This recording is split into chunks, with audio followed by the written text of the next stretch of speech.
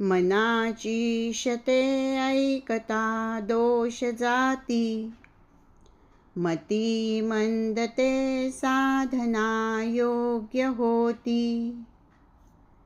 चढे ज्ञान वैराग्य सामर्थ्यांगी, म्हणे दास विश्वासता मुक्तिभोगी.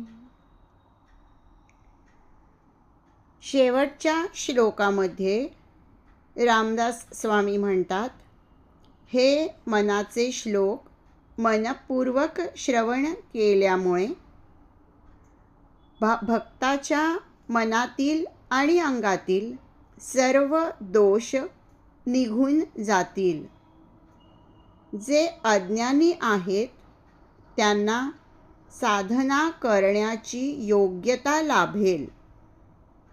ज्यांच्या अंगी ज्ञान आणि वैराग्य नव्हते ते त्यांना मिळेल.